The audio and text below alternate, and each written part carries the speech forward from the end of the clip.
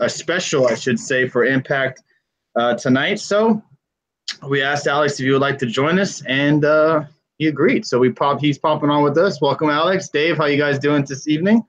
What's up, guys? All right, so let's pop up and talk NXT last night, because I thought WWE NXT episode last night was absolutely fantastic.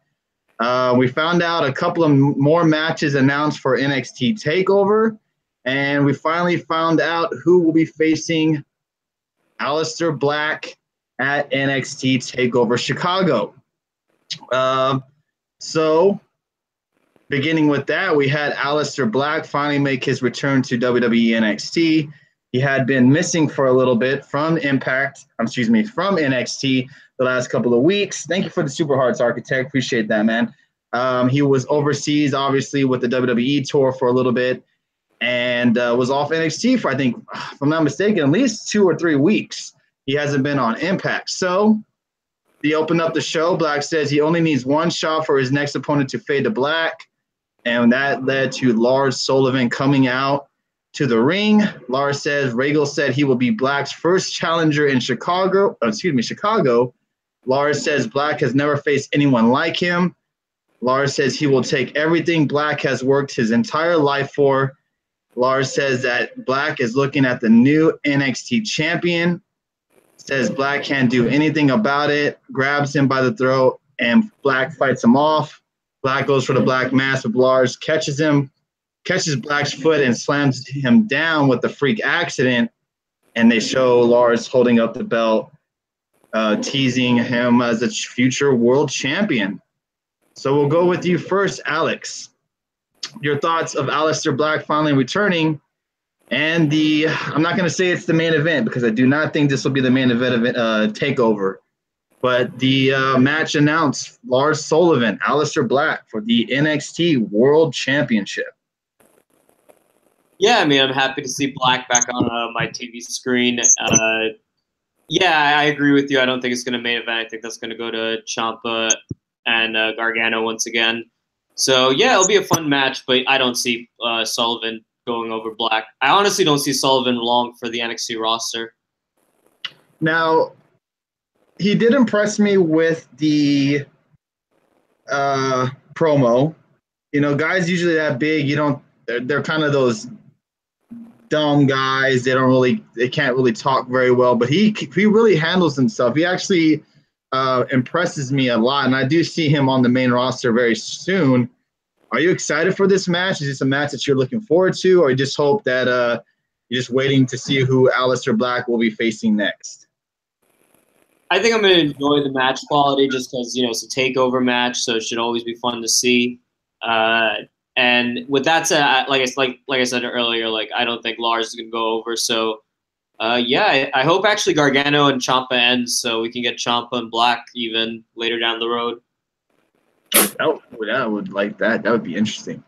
What about you, Dave? Your thoughts? Yeah, it should be good. I'm looking forward to Black and Lars. I think it should be a fun, hard-hitting match. It should be good. I mean, it's not like the most interesting match, I think, but yeah, I think it should be good. Do you think the crowd will enjoy this match, or do you think it's going to be that same old Chicago crowd, maybe possibly crap on this match? No, I don't think it's I'm sorry, Dave? I thought Alex was going, so you can go ahead. Okay, go ahead, Alex. Oh, no, I was just saying it's a TakeOver crowd, though. Like Chicago in TakeOver, they cheer everything. Honey, can he survive Jason Voorhees? Yeah. Thank y'all for watching me play Jason the other night. That was fun. What about you, Dave? Yeah, I agree with Alex. I completely agree. I think the NXT crowd, they never really shit on, or whatever you want to word, crap on, whatever, on this whole NXT TakeOver, which is usually pretty damn good shows. Yeah, and it's probably not everybody's match that they're looking forward to. I'm not sure if everybody's very high on Lars Sullivan, but I'm looking forward to the match. I'm curious to see how these two guys go against each other. Lars Sullivan, the big monster of NXT currently, and Aleister Black. I mean, he's kind of that quiet he's probably the quietest world champion they have had on NXT. He's very laid back, you know, keeps to himself, but he can kick ass in the ring. Oh, thank you very much for the super hearts, Dr. Huge. Thank you very much. Don't forget to follow Dr. Huge. He's live every single day of the week. He works hard on Periscope. So give him a follow. And like he said, he does the pre-shows and we do the post-shows. So kind of work in a tandem. So thank you for joining us tonight. So next we had, I think, this team right here. Nothing against this tag team, but this is possibly the worst tag team name ever. War Raiders taking on local jobbers. This basically to get these guys over, give them some more momentum going on with NXT. But really, War Raiders, I can't get behind this name for the life of me. Any thoughts on the War Raiders so far, Alex, since they have joined NXT? Yeah, I mean, I've always hated the name, but it's just one of those, I guess, with time, like we're just going to have to adjust to. But in terms of what they do in the ring, they look great. I mean, Hanson and Rowe are phenomenal big guys, especially Hanson. So, yeah, it'll be a matter of time. I'm excited that they go for the tag team titles later down the road. So it'll be some matches there. Texas Kid for Life, I would have to kindly disagree with you. War Raiders is not more intimidating than War Machine. And if is there any particular reason why they changed their tag team name? Is this because they didn't want to have any affiliation to the ROH tag team? Is that why? That's the only thing I could think of, because there was really no reason to change the tag team name, I thought. I hate the name, but like I said, they're not going to change it, so I'm just going to have to get used to it. I'm just more excited to see what they do in the ring. Yeah, you would have to think they got to be pretty much next. Now, they're faces, correct? They're a good tag team, right? For the most part? They're just whatever they feel like facing. If it's like a face tag team like Heavy Machinery, they'll play the heel role. They're facing jobbers. They don't really care. Because I'm wondering if they'll be next in line possibly for Undisputed, because I don't see Undisputed losing their tag team titles, obviously. So I wonder if they'll be possibly next in line. What about you, Dave? Your thoughts so far on the War Raiders since they have debuted? Hey, what's up, Zero? How you doing tonight, man? There isn't really much. Oh, sorry. There isn't really much to be excited about or be not excited about for them because they haven't really done nothing yet. So until I know that they're doing a slow build because NXT is only 45 or 50 minutes long. So, I mean, there's not really a lot of time they can work with. So it really reminds me of like the old school Monday Night Raws that started an hour long where they just featured talent to wrestle, basically enhancement talent, to get them over and work for the big shows like takeovers. So that's what it seems like NXT is right now. I agree with you. Is it true Eric Bischoff was in here? Is that true? He still is, I believe so. Oh, whoa. Well, welcome, Mr. Eric Bischoff. Really enjoying 83 weeks so far. Yes. Appreciate you coming in here.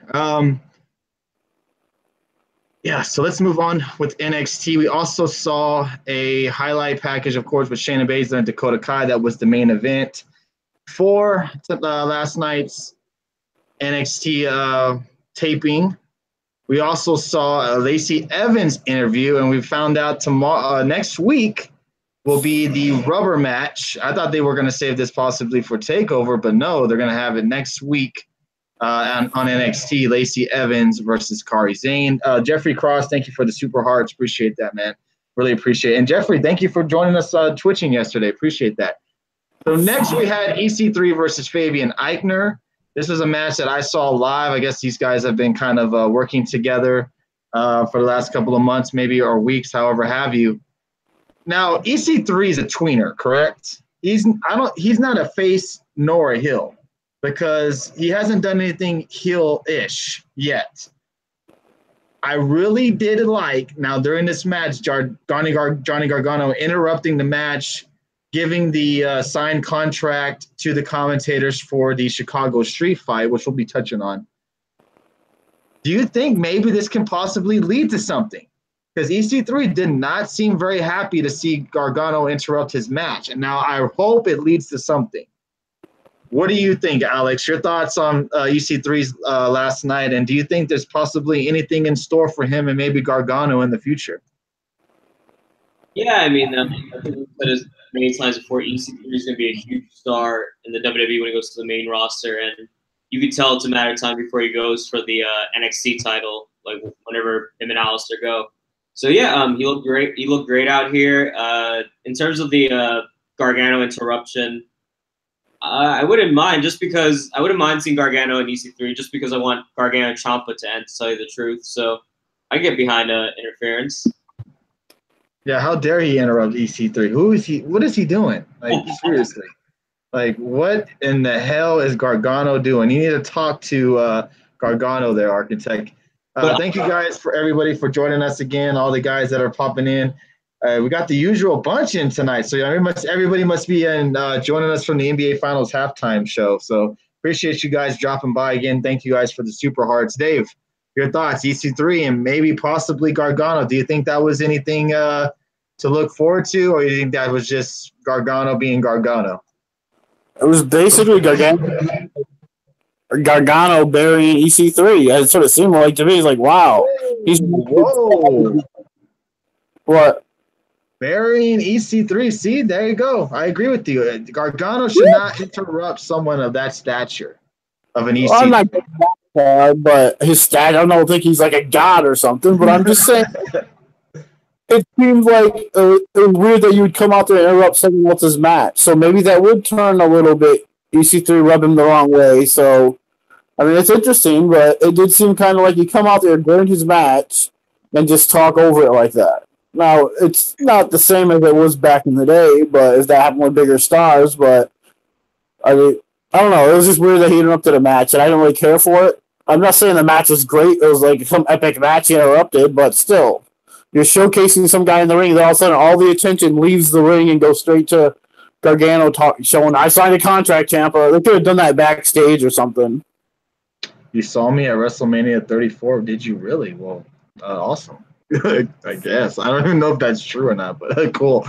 They showed another highlight package of Bianca Belair last night as well. I guess she's going to be the next, star of NXT is what they're making her out to be. Honestly, I mean, the highlight packages, I'm not sure where this is going to lead to, but what are your thoughts so far on the highlight packages we're getting so far?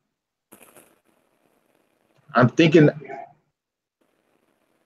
thinking the same thing, Reverend Kevin. I was thinking the same thing. Go ahead, Alex. I'm sorry to interrupt you. I don't know. Yeah, no, they have they think very highly of Bianca Belair. I mean, even at WrestleMania, she got that 450 splash moment. So they're definitely trying to build her up. She's definitely still green, but she has like a lot of athleticism. So I think she, like I said weekend, I think she's going to be a big star. Oh, okay, Architect. I see. Okay, all right, Dave. Your thoughts so far on her? I mean, I think she's good. I'm more of a Vanessa Bourne fan myself, so whatever. Good for her. Okay, short and sweet. Oh yeah, Architect's new name for me is Hollywood Tony since I've been streaming on Twitch lately. So it's like, I thought that was funny. All right, so last night we also got Ricochet taking on Chris Dijak, and that was the debut of Chris Dijak as well in NXT, taking on Ricochet. I mean, the match itself was a solid match. Sure, I'm sure a lot of Dijak fans didn't probably necessarily want to see Dijak's first match being a loss to Ricochet. But, man, that match was pretty good. But what we saw after that was pretty much amazing itself. Ricochet cut a promo saying Velveteen Dream is a punk for attacking him last week and challenges him at NXT TakeOver. Velveteen Dream comes out and says it's Ricochet's spotlight. Dream says anything Ricochet can do, the Dream can do better. Ricochet says the only thing he sees is standing on the stage and being a coward and dares him to come to the ring, which then led him to walk towards the ring. Says as epic as this fight would be, they will fight in Chicago. Dream says when the spotlight hits Ricochet, Dream will show that he can do better. He can do better than Ricochet. And that's when we saw Ricochet do something I've never seen in my entire life. And I thought was impossible to even do. As this man did a front flip from the inside of the ring to the outside of the ring, landing on his feet and walking up to Velveteen Dream and pretty much said to do it. Basically, dared him to do something. And the look on Velveteen Dream was priceless. He dropped the microphone. It was a very awesome segment. I mean, I was in shock to see what he did. Dave, your thoughts of Ricochet and Velveteen Dream coming up at NXT TakeOver? Could this be the match of the pay-per-view? Oh, most definitely it could be. I think it could be definitely.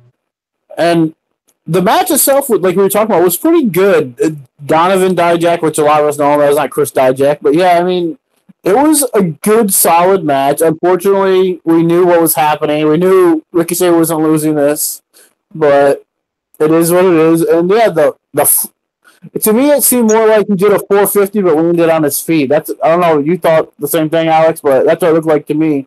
But it was sweet how he cleared the ropes like that. That was amazing. So, and we all know Ricochet is amazing. I mean, man, it's going to be a fun match, no doubt. I am so sorry, Budweiser. My apologies. Budweiser giving super hearts tonight for the first time ever. My apologies. My apologies. You know I don't miss the super hearts, man. Appreciate that very much. Jeffrey Cross, Dr. Huge, Reezy, all you guys dropping the super hearts tonight. Thank you very much. If I missed you, I definitely am sorry about that.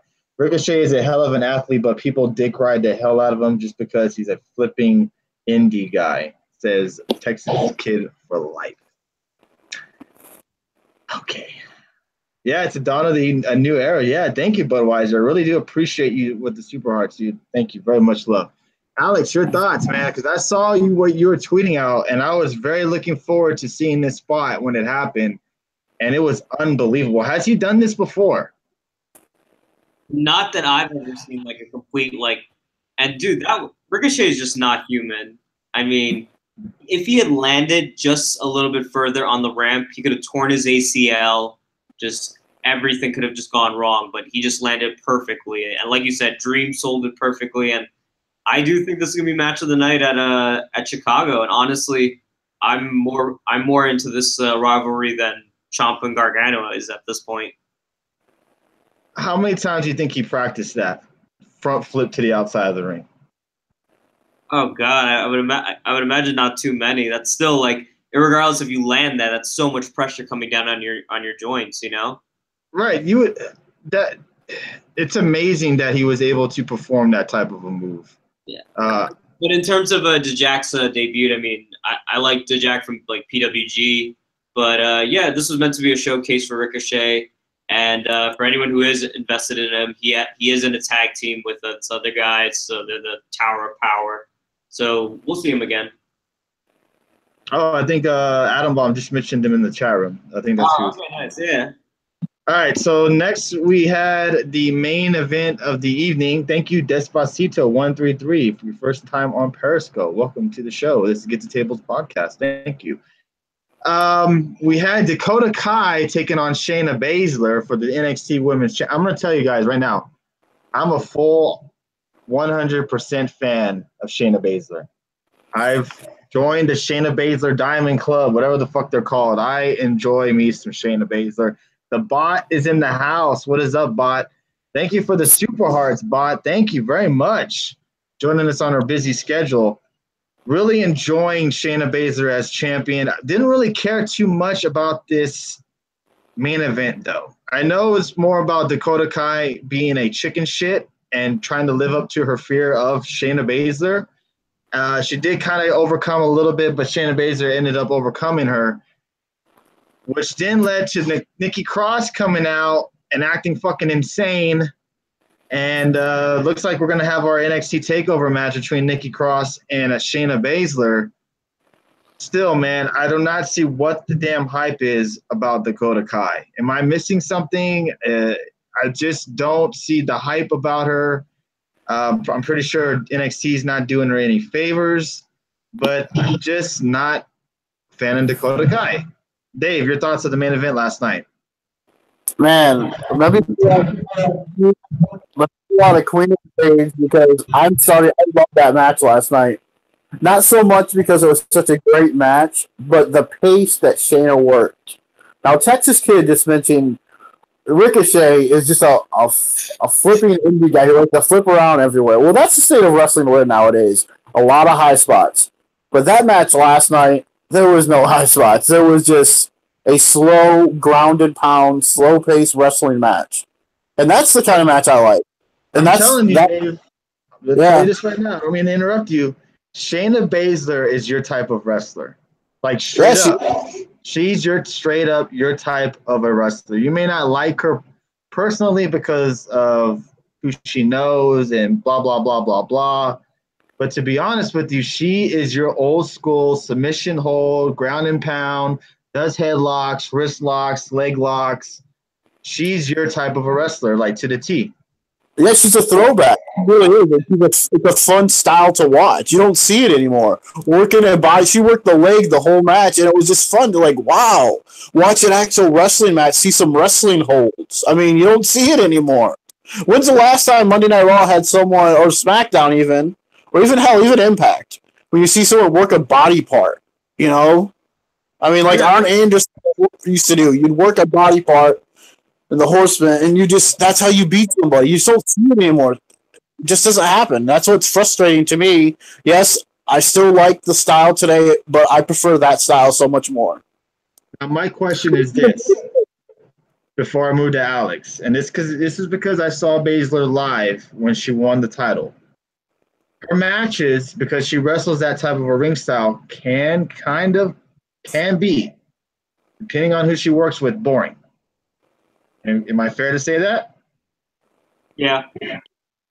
Because you don't see a lot of the crazy high-flying, high-risk maneuvers you do with a lot of these other ladies in the ring. With hers, it's like watching your old school 70s, 80s, 60s styles of wrestling where the guys didn't do crazy stuff like that. Because to be honest, when I was watching her, not necessarily for me, but you kind of heard people this is kind of a boring match. That's the only thing I worry with Baszler. Alex, your thoughts? Oh, really quick. Go ahead. On that part where you just there's always going to be those today's fans that aren't going to like that style. And there's going to be a percentage of fans who will love that style. Yeah. But or less percentage, I should say. There's a less percentage of fans out there today that like the technical wrestling style.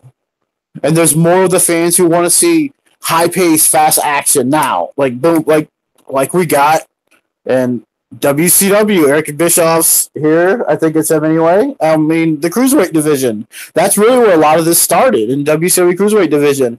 And all those guys grew up watching WCW Cruiserweight division. They want to mimic that. That's what I take from it. And that's why we got that style today all over the place, because people love it.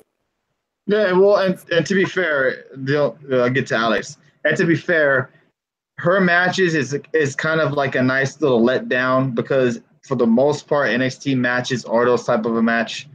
Flippity floppity, if you want to say, high spots, stuff like that. And then hers is a nice change of pace to a match where you can. That's better. I think not like so much of a letdown, but yeah, a change of pace is better. Right. Alex, your thoughts of the main event of NXT last night and the possible Nikki Cross and Shayna Baszler for the title. Yeah, I enjoyed the match. I mean, I've been saying from the beginning that I think Shayna Baszler is a much-needed role for NXT. She just brings like that old-school badassery to her. And, whoever it makes it so for whoever beats her down the line will make it mean so much more. So I understand why you're not high in Dakota Kai. I mean, she's not a godsend in terms of wrestling, but she's not bad. But I enjoyed the little offense she got. And obviously Nikki Cross was the big highlight for me.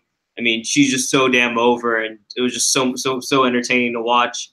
And yeah, I mean, it should be a fun match in Chicago, but obviously Baszler's going to go over, and I guess Nikki gets called up. I got a question for you guys.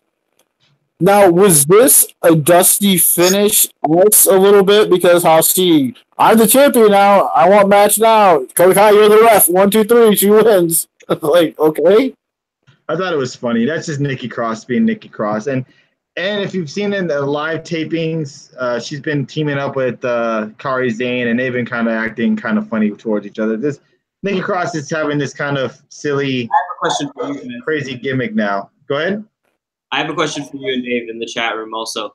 So we assume that Nikki Cross is gonna get called up after Chicago, right? No. You think she's gonna stay? Yes. I think she's gonna get called up, and that's why they're keeping Sandy off TV. I think you're wishing on a star. I'm telling you, what else is Nikki? What else is there for Nikki to do? To Help put other people over. Oh God, no. Yeah, I mean, I hope it shows up eventually. I mean, crap. Yeah, Yeah, we all want to see Sanity on SmackDown, but it's like they don't have enough time. They don't know what the hell they're doing to beat for people. Otherwise, it says I don't see any NXT female that are there now to beating Baszler. I mean, we all bitch she didn't come up with them, so why not wait? I'm telling you, Nikki's getting called up after Chicago. I don't think she is, man. All right, so everybody, as Architect's favorite part, get your rating fingers ready, everybody. NXT. Let's go back on the paper chart here, the notebook chart. Let's see, last week's NXT ratings. Did we even rate? Oh yeah, we did. Alex and I, Alex, I believe, gave it a 3, and I gave it a 4. So, Alex? Yeah, I'll give it a 3.5. 3.5. All right. Oh, one more thing we need to touch on too is the Gargano and Ciampa bit, but we'll get to that after we do our ratings. Dave? I'll give it a 4. Okay. I'm going to give it a 4.5. NXT has definitely is now my favorite WWE show. It's overcome SmackDown Live and it's overcome Raw. NXT is by far the most entertaining show that they have, by far. It's the most wrestling. That, and it's just entertaining. None of it's a letdown. It's a nice. It's like watching something totally different, kind of like watching Impact at times. You know what I mean? But I'm going to brand on Impact tonight. We'll get to that. But all right, Gargano Ciampa has been made a Chicago street fight, which is basically the same fucking match they had at WrestleMania, just different match titles. An unsanctioned match is still the same thing as a street fight. As a street fight, pretty much. 27 people listening fail, bro. Right. If it's more like almost 1,000 total views. So we'll take the 30 people that are watching. That's more than I can ask for on a NBA Game 1 NBA Finals game. I'll take it. I don't know. I'm excited how they're building it. I did like this how Regal said was they can't be on the show tonight. They got to be away from the NXT tapings tonight, even though Gargano did show up. I liked how they were both not able to be on the show. Regal barred them from the building. I like how they're doing that stuff, but I do see why kind of people are tired of this particular feud. It's in a way like Edwards and Callahan. There's not much more you can do with these two particular men unless you want to kill them. But yeah, Chicago street fight. Alex, Dave, I'll go with Alex first. What would make this match? Because right now I know you're not looking forward to it. What would have to make this match make you excited or possibly happy at the end of the match? 2 things. A huge spot, blood, something crazy, a turn. 3 things, actually. Blood, Candice LeRae gets physical, and Ciampa wins. Now, if you know Ciampa wins, they got to have a rubber match. But it doesn't make sense for Ciampa to just keep losing, because what happens after Gargano and Ciampa? Like, Ciampa will just be like 0-3 since coming back? Or 0-2? Does Ciampa need a win, technically? Because he's still a strong-ass heel just being who he is. Yeah, but when you haven't won, it kind of takes away that believability from your heel work. See, I like what you're thinking there, Budweiser, and that's why I want to say that happened. Not if EC3 interferes, there won't be a rematch. Yeah, and that's fine. You can have Ciampa win like via shenanigans with EC3, but I think Architect said they made Gargano lose to Almas 4 times. Why not have Ciampa lose multiple times? I'm more into Ciampa than Gargano. It's a good point. That's funny. That's a good point. What about you, Dave? Are you particularly higher still on this feud? Done with it? And what would have to happen in this match to make you happy? I don't know. I mean, I don't know if I'm tired of it. I don't think I'm tired of it, but I'm not also really thrilled for it. It's like I'm sure it'll be a good physical match, and they do have great matches together. But I mean, do we really need all these gimmick matches, though? I mean, I wouldn't mind seeing them just in a straight up wrestling match. Yeah, the gimmick matches add to it. Make it an I Quit match, and I have Ciampa win by placing Candice in the Gargano escape. See, that's Adam Bomb. Adam Bomb. That's thinking outside the box, something WWE does not do, and that's a fantastic idea. But there's no fucking chance in hell WWE would ever do that. But that is awesome. I like that. I like that idea. I mean, I could see the weapon, but I think Johnny probably goes too far, and Candice comes out and tells him to stop, or something like that happens. That's what I would predict in that, because she even said when I read her tweet that she doesn't want any part of this. Her husband is turning into someone she doesn't want him to be, or whatever. So, yeah, it's gonna I think he's gonna go psycho, Johnny Psycho, I guess. Yeah. But yeah, that's a great idea, Adam Bomb. But it's too bad WWE would never do that. But all right, let's move to please no throw in the towel. Yeah, let's not see that. All right, yeah, but we might. So let's move on to Impact #Under Pressure, which was the special tonight. We had 3 title matches or 2 title matches? 2 title matches and 2 title changes on top of that. We saw Brian Cage take on Desmond Xavier. We had good old fucking Madison Rayne take on Tessa Blanchard. Later's Architect. Thank you for dropping by, bro. See you tomorrow night, man, on the bus. And Eli Drake taking on Get the Table's favorite, Scott Steiner. So let's open up with the opening match. Let's open up what they showed at the beginning of Impact, which was Sanjay Dutt giving the roster a pep talk and saying they're doing everything they can to stop the attacks. Caleb Conley isn't having it and points out that nobody in the office is getting jumped. And Sanjay asks what's he insinuating, but Petey Williams stands up and says he's known Sanjay a long time and believes him when he says something. If whoever is behind the attacks is in the locker room, they'll find out who it is and will take care of them.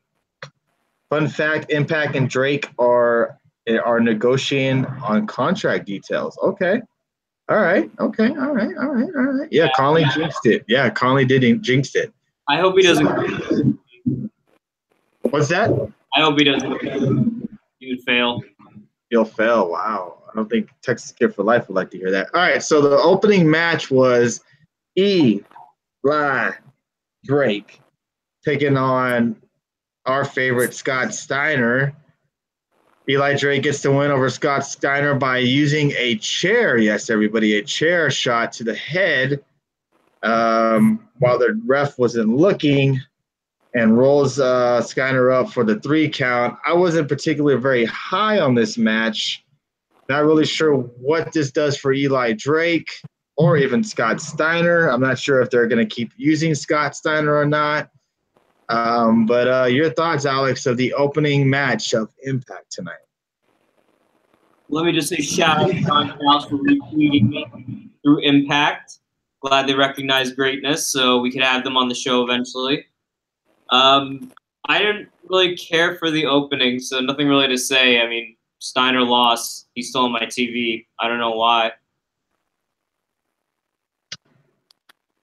I agree. But I'm almost certain that the person I think is behind the attacks will be revealed soon. I hope so, man. They can't. I mean, as much as I like a good storyline to drag a little bit, they eventually have to show who it is, or at least have a guy talk or something. They kind of showed an outline of the person tonight a little bit. Why is Steiner still wrestling? Yep. He needs that paycheck, I'm assuming. That's my only guess. Dave, your thoughts of the opening match of Impact tonight? How old is Scott Steiner? He's almost his 60s. I mean, I gotta give Scott Steiner. I'm sorry, people are kind of hating on him, but man, he had the match. Was it a match of the year? No. Was it a good? I thought it was a decent, okay, maybe even good match. And Scott Steiner looked pretty good out there, still at his age, out there working. I mean, throwing suplexes on Eli Drake and throwing him around the ring a little bit. Eli bumping like crazy for him. I mean, and for Steiner to take a chair shot to the head, I mean, I don't like seeing that anymore, really, but it's like, it's kind of cringeworthy a little bit now, even though it wasn't that hard, but after everything we see with concussions and all that, I just hate someone to take shots like that nowadays. But, I thought the match wasn't bad. And I thought Scott Steiner looked great out there for his age out there still working. But, fair enough. I mean, if you want to put age into it, then yeah, I guess that's a fair point. All right, next we had the debut match for Tessa Blanchard taking on Texas Kid for Life favorite Madison Rayne. And Madison Rayne, everybody, she wins.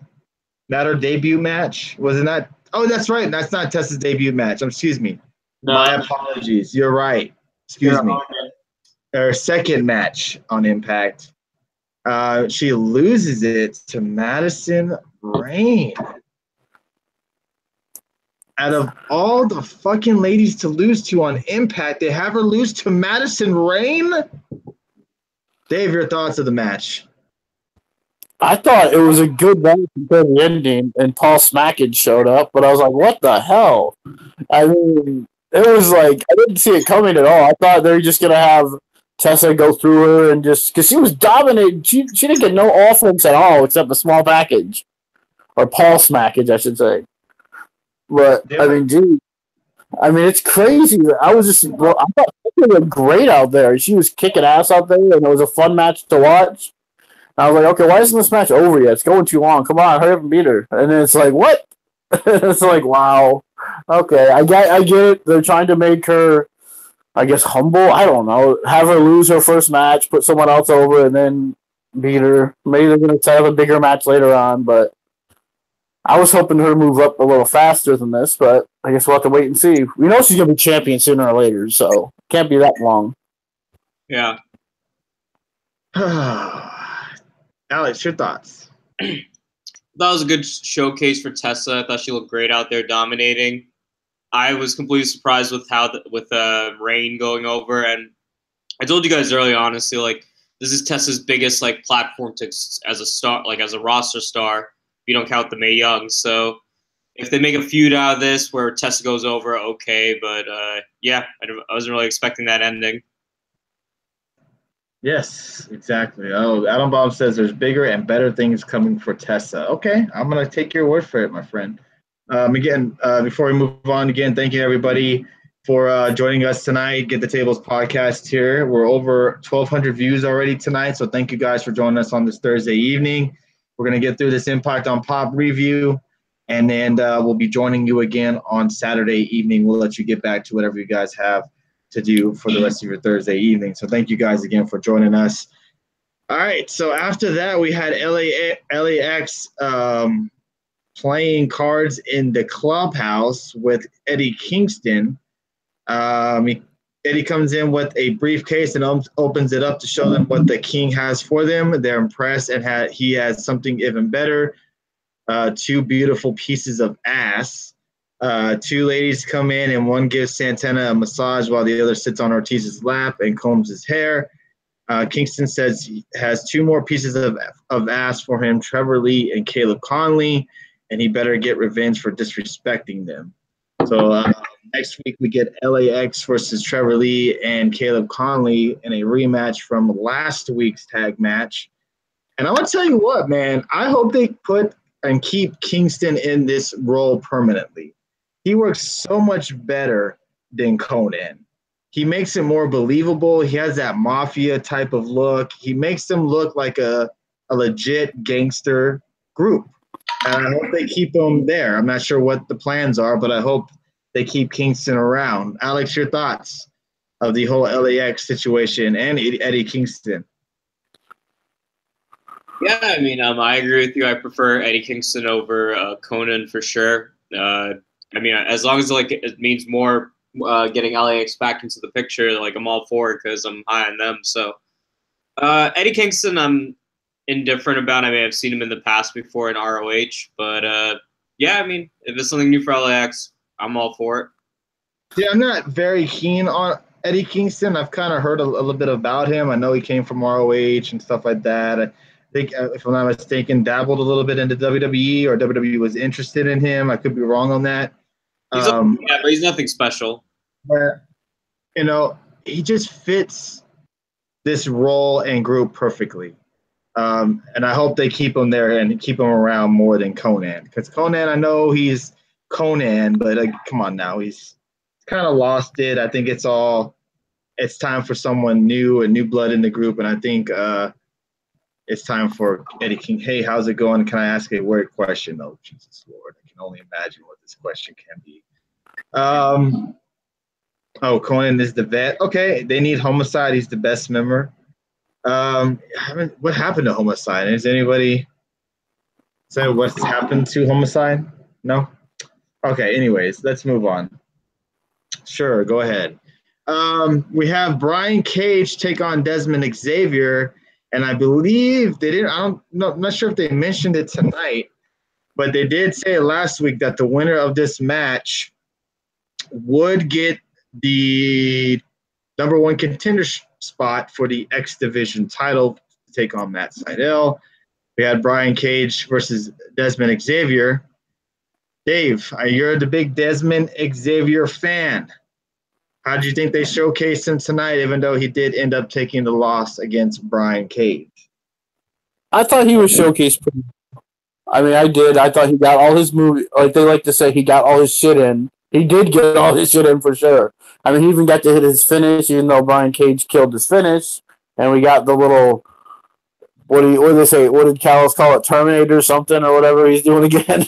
I mean, yeah. I mean, it was crazy.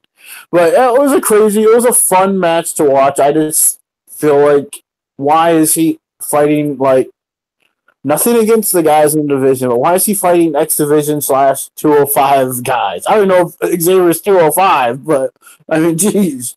I mean, he's fighting guys like under 200 pounds, and he's like probably well over 300 pounds. Adam Baum says, I know you guys will love the person Cage feuds with next. Okay, all right. Is Kalisto coming to Impact? Now, I'm not particularly sure why they keep throwing these small guys at Brian Cage. I guess they're saving the big matches for later down the road. Like, I think it's like, why can't we give Brian Cage versus Moose? Imagine that. Yeah. I know Moose is Impact's biggest star, or one of the biggest stars, and they may not want him to already take a loss against Brian Cage. But imagine that match. Now that's a match. That would be a match that I would look forward to. I mean, seriously, are they trying to make Cage like Goldberg or something, where he's like just undefeated for a year or 2 years or whatever? And on top of that, like, were we really supposed to come into this match really thinking Desmond Xavier was going to be Brian Cage? Like, seriously. Yes, it was like a PWG independent type of a match, but really, like, seriously, come on. Okay, look at this. Really quick. Okay, let's say Cage wins the X Division title, and Aries is still the world champion. I mean, that's not even a fair match. I mean, Cage is it'd feel like it's reversed, you know, that Aries should be the X Division champion and Cage your world champion. I mean, if that ends up happening, it's crazy. Yeah, you're right. Alex, you're the guy that's not really high on Brian Cage. Your thoughts of the match last night and or tonight, I should say. And what do you think is next for Brian Cage? I don't think Eric is still in here. He was in here. If he's still in here watching our show, I'm highly impressed. And It shows he's wow, I'm impressed for him to be sticking around. So I appreciate that, Eric, Mr. Eric Bischoff. Go ahead, Alex. I'm sorry. Yeah, I mean, we knew who's going into this match, so it kind of took away from that. But I thought Desmond had a good showing. I don't know what they're doing with Cage, but everyone's saying he's apparently going to have a great feud coming up. So I'll just keep my mind open for that. But I don't know what to say about the X division. He's going to single-handedly kill the X division because nobody in the X division can beat him.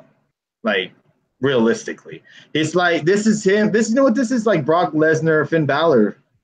Yeah, the whole conversation of if Balor faced Brock, you know, Balor would stand no chance. And then you have these guys, a Brock-like character in Brian Cage, facing these small little guys that he can just throw around with ease. You know what I mean? Appreciate the super hearts. I appreciate that. seriously, guys. You know what would be better?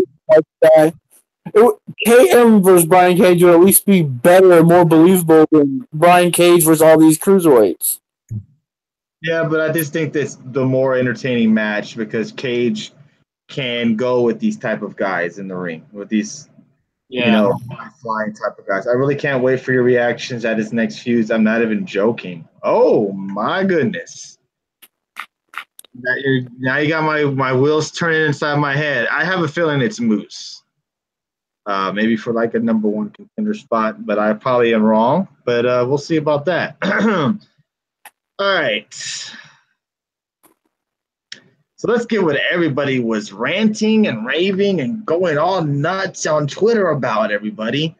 And that was the Su Yung and Ali match, which was a last rites match, aka casket match. And all I'm seeing on Twitter is, oh, Ali looks so awesome. Ali this, Ali that. And I'm there just sitting there thinking she looks silly as fuck with that makeup on. And I did like some of the stuff that she did. The rise up, you know, like Rosemary was pretty cool. But other than that, I did not really feel the whole dark Ali character. I don't know. I just didn't feel it. I didn't really like it too much. I understand it was Ali turning into Rosemary's spirit or whatever have you. I just didn't like it too much.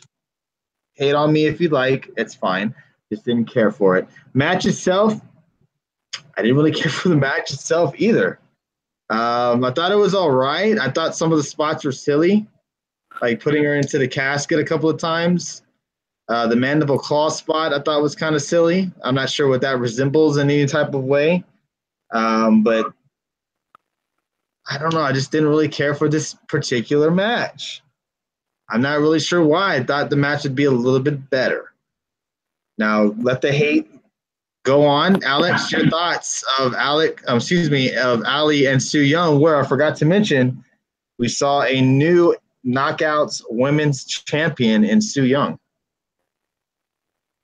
I loved every bit of this. I mean, I always love dark shit, so and I'll take this over whatever Ali was doing before. I mean, it told the story it needed to be, but obviously I'm happy Su Yung won, and I disagree. This is my favorite match of the night. Favorite match of the night, he says. All right. It was like a off-brand Mankind. What's that, Alex? I'm sorry? A main event, like, just sucks ass. We're going to get to that main event, and boy, oh boy, that main event. Oh, that main event. Dave, your thoughts? Well, Tony, you can sit back and drink your haterade. And this match, I loved it. I loved Ali's entrance with the paint. I thought it looked freaking awesome. And then Rosemary's music kicked on. I mean, this is almost how you could cut with Rosemary being out so long. If Ali keeps doing this, you could make this how she keeps Rosemary kind of relevant when she's off injured and still a topic of discussion with people. I like this side of her. I mean, even the part where she dove off the casket and was like, "We are Allie." I mean, that was cool. I mean, I don't know, I just loved it. And her rising up like Rosemary would do. I mean, I'd like to see her work in more moves. Thought we were gonna see her hit Red Wedding or finisher. Yeah, basically the F5. I mean, so yeah, yeah, I enjoyed it. I mean, Su Young, cool. I mean, good for her. I mean, we're obviously in a change right now with Impact, so they're putting titles on different people we don't expect. So yeah, I mean, Su Young, something different. It's going to be interesting, and yeah, I agree with Alex. This is my favorite match on the show too. Yeah, I was visited by a demon at a young age. That's why. That's why. I don't know. I just didn't really care for it, but hey, to each his own. And if you guys liked it, that's good. That's good. That's all I could ask for. Uh, excuse me. We have two more things to talk about, everybody, and then we'll let you get back to the NBA Finals and you guys get back to Betty by time. Don't forget, we will be live this Saturday night with our Shoot the Shit episode. Lots to touch on. Lots of wrestling news. WWE TV deal news. A lot of stuff to talk about. Rumors about Tessa Blanchard. A lot of stuff to talk about. We got another top 10 list. So hope you guys can join us. And if we hit 800 followers by Saturday, guess what that means? That means a giveaway on Saturday. All right, so let's get to the most interesting thing that was also added on last night, which was the Eddie Edwards and Sami Callihan, the feud that will never end, everyone. Impact News as well due to the upcoming tapings. That Atom Bomb we will be definitely staying away from. Thank you for reminding me that. Appreciate that. All right, well, Eddie happily tells his wife that it's all set. He and Sami are all set to meet. Get this, everybody. Not in a street fight, not in a cage match, not in a chairs match, not in a tables match, but in a fucking middle of the woods match. No ring, no ref, no nothing. What the hell? And he's gonna murder him. And he also said he was going to kill Sami Callihan. He also admitted that he was going to murder someone live on TV. Wow. Alex, yes or no? Are you interested in seeing a Woods match? Fuck no.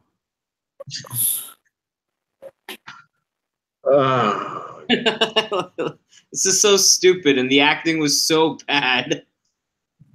No, Sami. No, Eddie. I don't want you in a Woods match. I want to go in the woods. I'm going to go in the woods, wife, whatever your name is. I'm going to do it.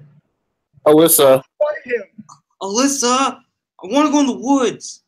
Jeez. Lord. Yes or I'm no, intrigued. Are you interested? I am, because I want to know if it's going to be like final deletion stuff. That's what they're going to do with these two, and if it's going to be better than what we've seen in the WWE with their delete with Wyatt or whatever the hell it's called. No, not true. Right? Not true. Not if Gargano was doing. If Gargano said, "Let's have a fucking Woods match," we would be saying it's silly as this. But Sami Callihan, come on, he hasn't had the greatest in-ring acting skills lately. So it is what it is. But let's just continue on. But we'll see what happens with them. And oh shoot, I didn't mean to do that. Hit my phone button. And we'll see what happens. But I'm not saying that if it was Gargano and Ciampa, this would be any better. I'm just saying that they're really milking it, like a middle of the woods match. How do you even declare a freaking winner if there's no ref?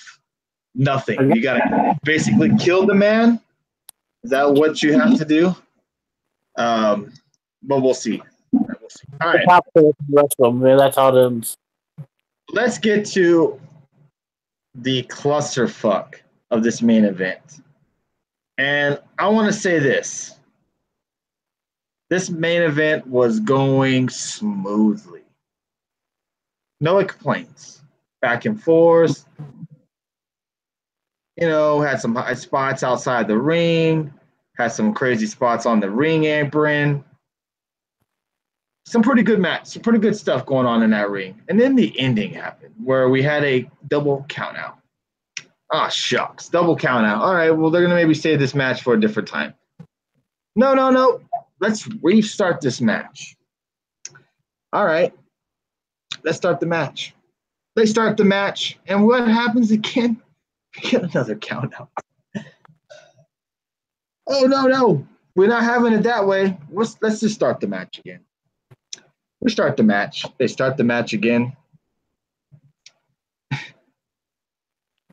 Austin Aries wins in about 2 minutes, and Austin Aries is your new Impact World Champion after 2 restarts and a clusterfuck of an ending.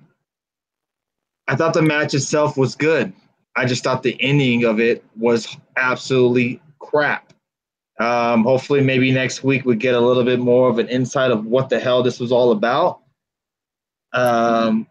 But other than that, I don't get what was the goal of the ending? And the ending happened before it turned Aries heel. Oh, this ending happened before, really? Aries. Okay, we'll see. All right. I'll take your word for it. All right, Adam Bomb. We'll see what happens. So Austin Aries is your new champ. You're gonna have to assume that Pentagon does get his rematch at the next special or maybe the next Impact. They're having tapings this weekend, so we'll see how that goes. Dave, your thoughts of the main event of Impact? Well, you know what? I thought it was a good main event. I was into the match, and then we got those, like we all talked about, those restarts. Those was okay. This is gonna be a draw, great, and then I'll restart the match and do it again. I mean, those times they took talking on like asking for rematches took a lot away from the match. If they would have just wrestled through, it would have been a lot better. No one would really be complaining about it. If Aries did win by cheating, let him win by cheating. I don't think that's the big issue to me, anyway. The big issue is all the freaking restarts, which took away from the match when they could have been wrestling this time instead of talking. But yeah, it was. I mean, Aries is champ. We know Pentagon is going to be there for the tapings tomorrow night. So, I mean, we know some other people are supposed to be there as well. So it's going to be interesting. I'm not sure when we're going to see these. If we're going to get to see them next week, or if they're going to be like they were before when they started in like February, and then excuse me, and then they didn't get to see them until like the middle of March. So I don't know how that's going to work. I didn't like that either, Dre. I didn't like that either. The finish with the AJ Nakamura.